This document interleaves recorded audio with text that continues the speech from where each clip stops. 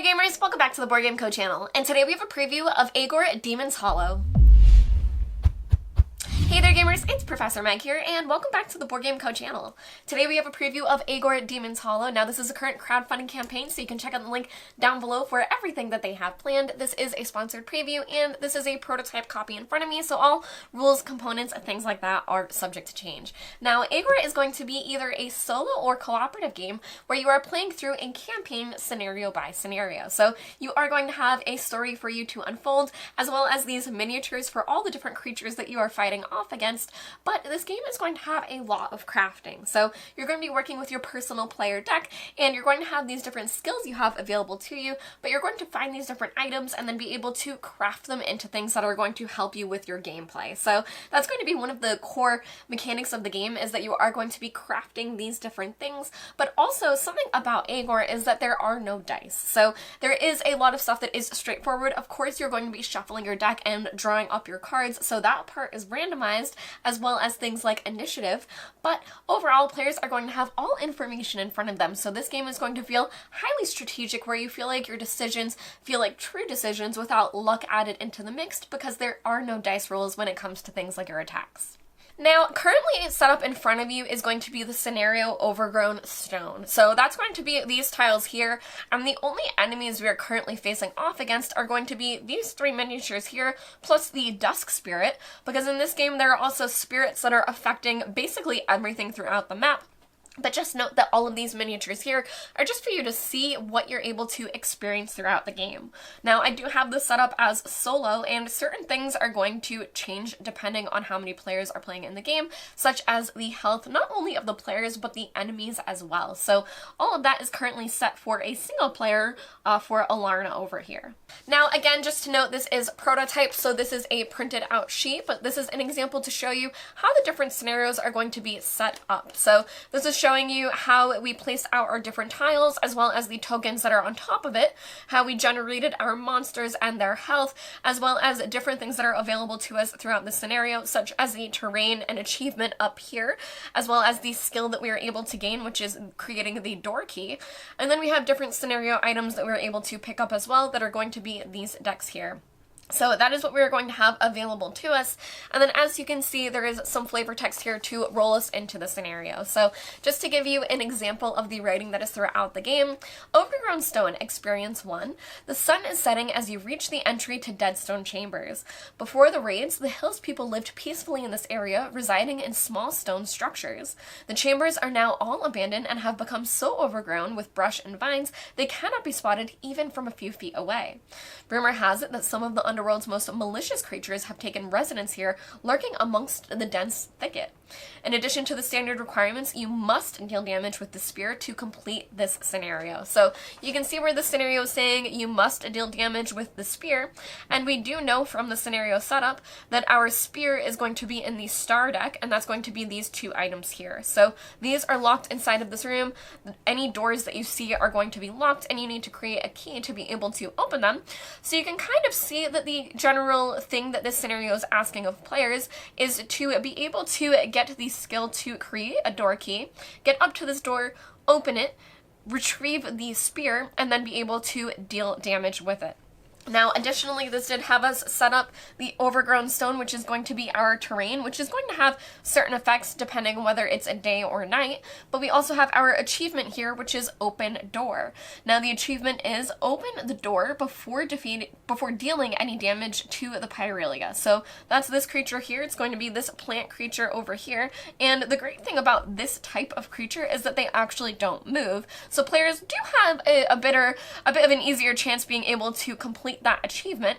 And when you do the achievements, you gain the reward immediately. So if we were to open the door before dealing any damage over here, the reward would be all characters take one extra card into their hand, which would be from their deck. So normally at the start of your turn, you're going to draw 5 cards, but if you are able to complete this achievement, you would gain that extra card. Now, with that, I'm going to have us take a closer look at Alarna and her player board so you can see not only what she has available to her, but then I'll walk you through the different actions available to you on your turn. So the actual initiative is going to be determined by these cards that you draw. You have a card for each of the enemies as well as each of the players. It's going to be shuffled each round and then drawn, but I'm going to go over everything that Alarna has before we go over what the different turns are going to look like. Now, players are primarily going to be working with two different types of cubes throughout the game. You're going to have your energy, which you are spending for most actions, and then you're also going to have surge as well. So you do have a specific supply pool where you're limited to the amount that is in your current supply, and this is the back of Alarna's level card, so she is level 1, and I left it on this side just to show you that her energy supply is 3, her energy supply is 11, her surge supply is 3, but you start with 8 energy. So you do start with some. We still have 3 here in our supply if we're able to generate more. And our HP will start at 18 because we are playing solo. Now this does tell us that we will be at level 2 at 6 experience. And as I noted, Overgrown Stone is going to give us 1 experience when we beat the scenario. So as you can see, that's the general pacing that players are going to be leveling up their characters as they complete the scenarios. So here, looking at the front of her card, you can see that she has 2 different abilities that she's able to spend these surge tokens on. And to be able to gain surge tokens, you're either going to play both cards that have this surge ability. So as you can see, we only have one of them in our hand right now, but you would play both of those to gain a surge, or you're also going to gain a surge whenever you deal the death blow to an enemy. So as Alarna is our only player here, anytime that she takes out an enemy, she's also going to gain a surge that she is able to spend as well. So her 2 level 1 abilities are, for 1 surge, she can play a movement card twice, which could be very strong. As you can see here, we have a 5 movement for a dash. Or for 2 surge, we can move up to 2 and deal 1 damage to all enemies within 1 range. So that double droplet means that it's going to affect everyone that you are able to hit, whereas 1 single droplet, for example, over here, means that it's only going to attack 1 enemy. And that one there is going to just be the range for the ability. Now, finally, we have these skills here available to us. So as you can see, we can spend a wood with 2 energy to create 2 arrows. And I left these tokens here for you to see the different things that you are able to craft. But when we would do that, we would take these 2 tokens here. So tokens are going to represent the different things that you are crafting, that you are using throughout the game. And we also have here stones as well as wood bridge. So we would have to take a rock, spend 2 energy, and we would be able to turn it into 2 stones, which we are then able to use for future cards. And also here there is wooden bridge. So there's not water on the scenario for me to be able to show you, but I did want to show you the bridge. The players are going to be able to craft this, that they may need it to cross over certain areas. So again, this doesn't apply to this particular scenario, but I did want to show you that you are going to have things like bridges the players need to create as well to move through. And one other thing just to show you, when this was set up, these are the different tile sizes. So as you can see, this is 4 tiles of this particular size. And they're double-sided, so that's how you're going to be setting up the different maps. So now I'll walk you through the actions that players have available to them on their turns before I show you how the actual round would play out. So at the beginning of your turn, you are going to draw 5 cards, and you're going to go through all 5 of those cards, whether you are playing them, readying them, or discarding them at the end of your turn. So there are going to be benefits even to discarding a card, but you are going to go through all 5 of your cards and then draw 5 new ones at the beginning of each turn. So you are going to have your cards available, and one of the things that you're able to do is simply play an item card. So for example, here we have Stone Crush, and if we did have stones available, we would pay 1 stone as well as 2 of our energy back to our supply to be able to play this. Now this is going to attack an enemy within range 2 to 4 for 2 damage. So as you can see, that is extremely straightforward with the amount of damage that it's doing. So over here we have our Wool Rat that is only 4 health. He is going to be the one way down over here, but that's an example where we would already be able to bring him down to half of his health. So that's a card that players are able to play. Again, here is Braided Sling, which is going to be similar, but cost less energy, and it's a little bit different down here where it's range 2 to 3, dealing 1 damage. As I noted, your pace card is one of the cards. Now this is for this particular deck for Alarna, but anything with this symbol, when you play both of them, you will gain a surge cube. So that's something that you are able to do. But pace as well as dash here are going to be movement cards, where you can see that they're going to allow players to move. So you'll move the indicated number of spots and make sure that you spend the energy that is required, but that's how you're going to be moving around the map. Another thing that players are able to do is you're always able to discard one card to move one. So if you don't have any movement cards, or if you need to move a little bit further than what your movement cards allow, you are always able to discard one to continue. Now here we have terrain shift, which is going to cost a whole lot of energy. It would cost 3 energy, but that's when you were able to shift this here. So for example, if it was in the green, that may be something that you want to shift, or perhaps here down in the brown. If it was in this one when it is nighttime, which is going to be this track here, during the night, players would not be able to move into or out of those particular spots. So you can see where that would be really tricky. So those are things that players are going to be able to do with their cards, but other things that players are able to do are going to be things such as learning skills. So we do have door key here, and you're able to spend the 1 surge cost to gain that skill. It would come over here, and then players would have it for all future scenarios. As I said, you're also able to use those skills, and when you're using them, you're paying just the cost down here. So you're going to be paying those different requirements. You also have your special actions that you may be using with your surge, and you are always able to spend a surge to create 5 energy for yourself as well, and you can see that's over here. So if you do have surge and you need energy, you are able to convert that, but you are never able to convert energy into surge. Finally, you're able to retrieve items, and you can do this while you're walking through them. So for example, this is a triangle item here that we would be able to walk through and retrieve that. And players, when there are other players on the board, you're also able to pass or receive items for 1 energy. So you can move items around from other players. You are not able to move things that are your particular cards, but you can move items around if you like to do so. You're also able to ready cards for an energy, as well as unreadying them for an energy, and you can trash items for 2 energy. Now, finally, as I said, at the end, you're going to discard any cards that you did not use. So, for example, this terrain shift, if we did not want to pay to use it, if we didn't want to advance the terrain, we would be able to discard this at the end of our turn to gain 1 energy instead. So anything that you discard is going to be gaining you energy when you don't use it on your particular turn. Additionally, this phase track is going to move forward when certain things trigger it. It's going to have this symbol here, where that means that this is going to move forward, and anytime it crosses this threshold here, players are also going to gain 3 energy. So that's a way that you're going to be gaining energy as well. So now that you understand more about the actions that players are going to be taking on their turns, as well as how you are drawing cards, using them, and then discarding them, I'll take you through the initiatives so that you can see what a round is going to look like and how the enemies are going to behave as well. But just know, as this is the beginning of the scenario, we do have an enemy that is currently asleep, and they are going to sleep until they either take damage or they gain a surge. And for every time that an enemy is asleep, they're going to have a certain surge amount that they will wake up upon. So we actually have one that is currently sleeping, and we'll try not to wake him up this round. So at the beginning of a round, you're going to drop from the initiative deck and see who will go first. So here we have our wool rat, who is this guy down here, and he is not asleep. So the wool rat is going to move 3. They'll go 1, 2, 3, heading toward the hero, but luckily they are not close enough to do anything. So they will draw a card here, and that is going to be this attack here, which is actually nothing for them, which is great for us, but they do have an end of turn ability, which is moves up to 3 spaces towards the closest monster. So while there are monsters up here and none back here, he's going to move 3 again up this way, moving closer to the Pyrelia.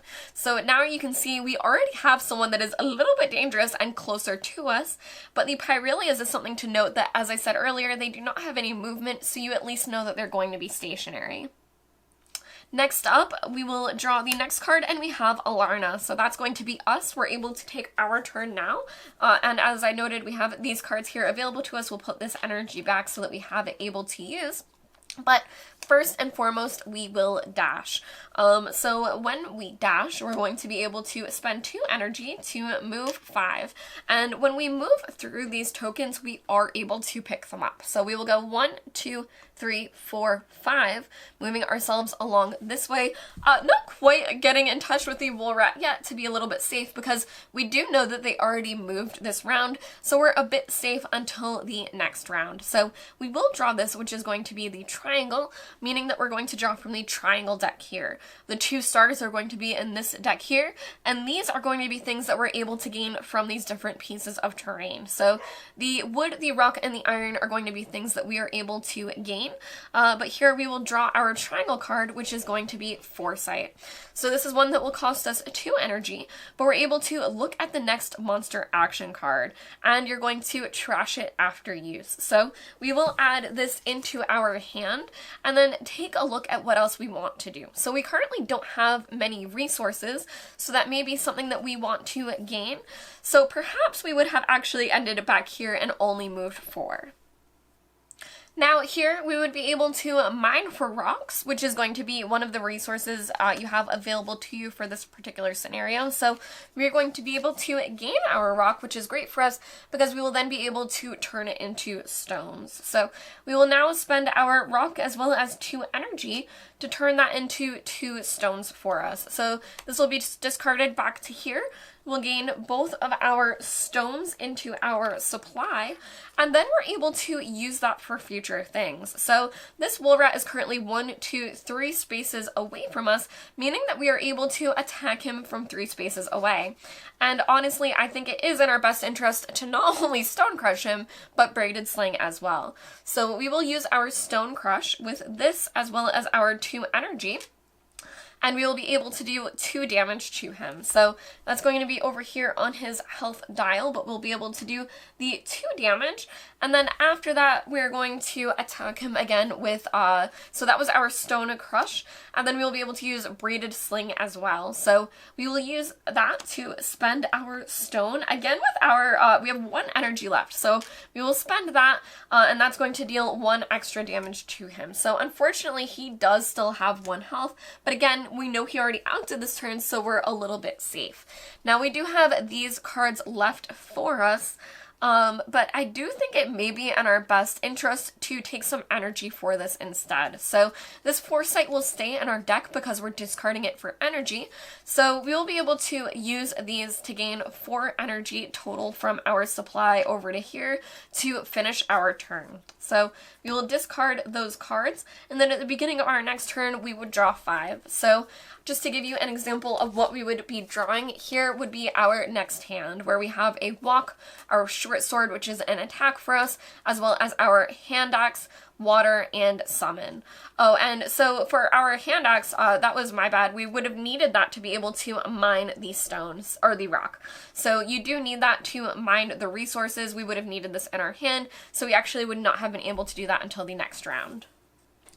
Alright, and moving on, next would be the Pyrelia. So they are going to flip a card over here, and you can see they are going to gain 2 Surge, which is a lot. They need 3 for them to heal 1 HP with their Surge ability, but they're going to gain that.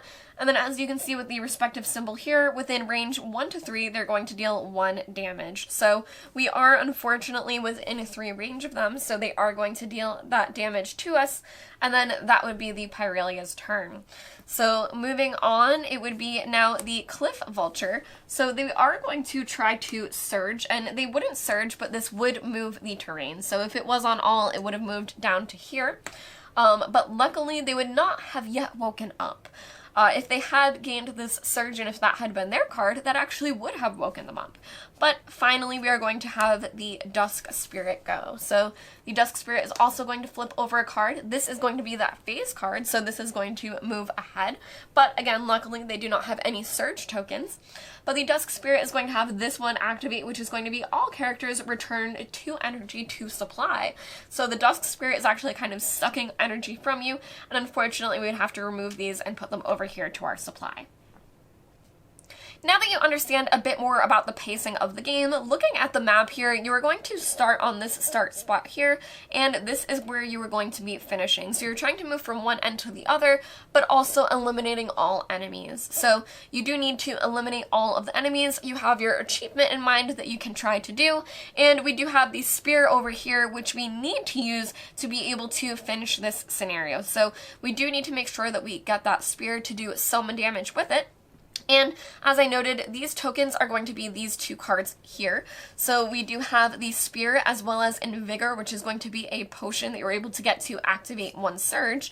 But all of the triangle cards are going to be other things that players are able to gain throughout the scenario. So here you can see we have a rock, wood, open field, as well as recharge. But those are all going to be cards that are seeded when you start off the scenario. Many things in Aygor are going to be extremely straightforward, because you're not rolling dice, you're doing exact amounts of damage, so you know what kind of position you're putting yourself into, not only with how much damage you're able to do to the enemies, but how much they're able to do back to you. And as I noted with the wool rat where he went ahead of us, we're able to kind of anticipate that they won't act again until the future round. Now, once this gets shuffled up, Alarna could be the last one in the next round, so we could be in a bit of a tougher spot, but overall you're kind of able to count on certain things, such as what enemies have already activated, so at most they're only getting one more activation before your next turn. So there's a lot that you are able to count on, but some things are going to be randomized, such as the different decks being shuffled and those monster cards that are going to be drawn, because as you saw, some of them are going to move the phase forward, perhaps putting you into nighttime. Some of them are going to change the terrain for you, and some of them are going to help those enemies surge. Now, everything that I've described so far is the primary stage of the scenario. So that's when you're trying to complete these specific objectives. You're going to start with the entrance tile and end at the exit tile, eliminating all enemies and completing any scenario-specific objectives, for example, this one using the spear.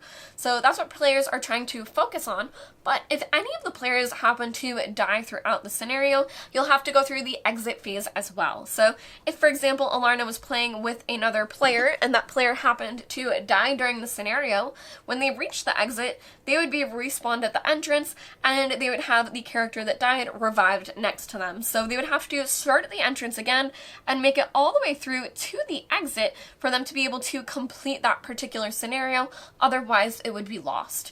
When scenarios are lost, you do have to remove anything you gained from that scenario, such as skills, but then you are encouraged to replay it. You, in fact, have to replay it to continue the campaign, but if you do lose a scenario, you are able to replay it until you are able to beat it yourself. Now, finally, just to give you an example, these are the other player characters that you are able to use throughout the game, so as you can see, there are quite a few options for you to be able to choose from. Aygor Demon's Hollow is going to be a campaign game for people that enjoy cooperative play that is highly strategic with very little luck. As I've noted, there are no dice in this game. All of the damage that you're doing is very straightforward, and you have this energy system that you're working with where you're spending energy on the actions that you're doing, but you're also discarding cards at the end of your round, so you're able to anticipate how much energy you need to gain back as well. And there's also this surge mechanic that not only players have, but the monsters have as well. So where you're trying to gain these surge points for yourself to be able to spend on these pretty cool actions, the monsters are also going to have actions that they're able to activate when they surge as well, so it's something you're really going to have to keep an eye out for. I highly suggest checking out the campaign link down below for all of the miniatures that are planned for this game as well, as there are a whole lot of miniatures and there's also an expansion planned. So there is the base game that's going to give you a campaign to play through, but there is an expansion to give you a whole lot more scenarios for you to be able to play through as well. So if you'd like to check out everything, you can find the campaign link down below. Thank you all for watching the Board Game Code channel. I've been Professor Meg, and I'll see y'all next time. Bye!